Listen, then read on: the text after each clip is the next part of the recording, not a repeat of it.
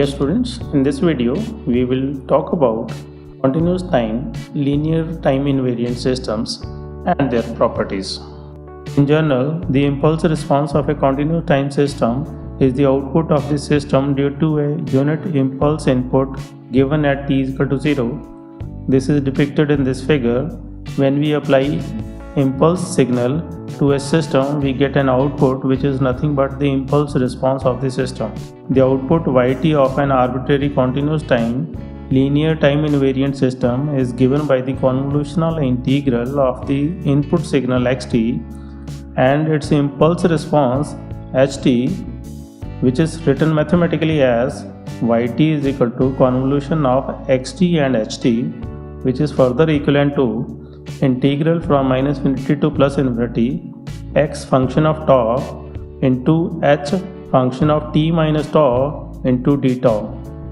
This is also depicted in this figure where yt output is equal to convolution of xt and ht.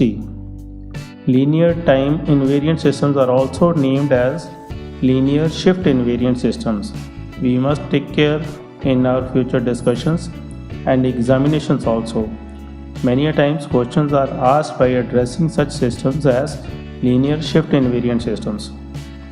Now let us take up one practice problem where we are required to determine the response of the system, which is described by ht is equal to ut when an input xt, which is equal to e raised to power minus at into ut, is applied at the input of the system. To determine the output of the system, we need to convolve input xt and ht to get yt output, which is equal to integral from minus infinity to plus infinity x function of tau into h function of t minus tau into d tau. Now let us put the value of the xt and ht in this equation and modify the limits accordingly. We will get yt is equal to integral from 0 to t e raised to power minus a tau into d tau. After getting the integration, we will get minus 1 upon a into e raised to power minus a tau, limit from t to 0, which is further equivalent to 1 upon a into 1 minus e raised to power minus at. Hence, the output of the system is given as yt is equal to 1 upon a into 1 minus e raised to power minus at into ut. Since the output of a continuous time LTI system is determined using the convolutional integral, therefore the properties of the LTI system and convolutional integral are going to be similar. The first important property of the convolutional integral is the commutative property, according to which we can exchange the position of the xt and ht to get the same output yt. This is depicted graphically in this figure. When xt is the input and ht is the system response, then yt is going to be output, and the output will remain same when input is made ht and system response is described as xt. The second important property of the LTI system or the convolutional integral is distributive property.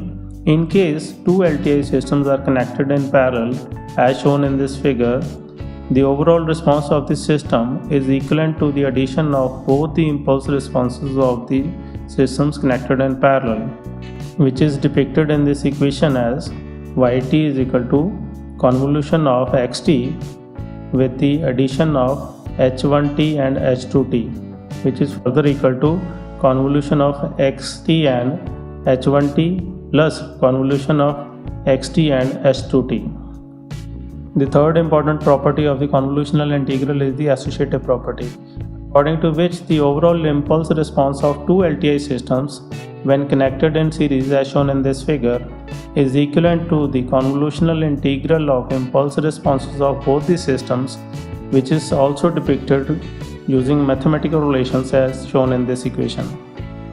Now let us discuss what are causal continuous time LTI systems. In general, the output of a causal system is dependent upon the present and past input values applied to the systems, not the future input values. Continuous time LTI system can be a causal system if its impulse response ht is 0 for all the values of time which is less than 0. Mathematically, the convolutional integral for a causal LTI system is given by yt is equal to integral from 0 to infinity x function of tau into h function of t minus tau into d tau. It is important to note here that the limit of the integral starts from 0, not minus infinity. Now let us discuss what are stable continuous time LTI systems. A system in general is classified as a stable system if it produces a bounded output for every bounded input. Now let us determine a condition for a continuous LTI system to be a stable continuous LTI system. Bounded input is defined as an input signal xt whose magnitude is less than infinity. Similarly, we will determine the output of the system as yt and try to find out its magnitude. If the magnitude of the output signal yt is also less than infinity, then the system is said to be a stable system. The magnitude of the output yt is equal to the magnitude of the convolutional integral, which is equal to integral from minus infinity to plus infinity magnitude of h function of tau into magnitude of x function of t minus tau into d tau. Now substituting the value of the magnitude of xt minus tau, which is less than infinity, for all values of t and tau, we will get magnitude of y tau is less than equal to integral from minus infinity to plus infinity magnitude of h tau into m into d tau. M is greater than 1 but less than infinity is less than equal to integral from minus infinity to plus infinity magnitude of h tau d tau. Hence, the sufficient condition for a continuous LTI system to be a stable continuous LTI system is that the impulse response of the system should be absolutely integrable, that is, integral from minus infinity to plus infinity magnitude of tau d tau should be less than infinity, so that the system can have bounded output. Now let us conclude this video by floating some questions from the previous examinations. These are concept-based questions classified as lower order thinking skill questions. Student must be able to address all these questions. These are higher order thinking skill based questions where we are given some numerical problems to be solved. In the next video, we will talk about differential equations and block diagram representation of linear time invariant systems. Those are continuous in time.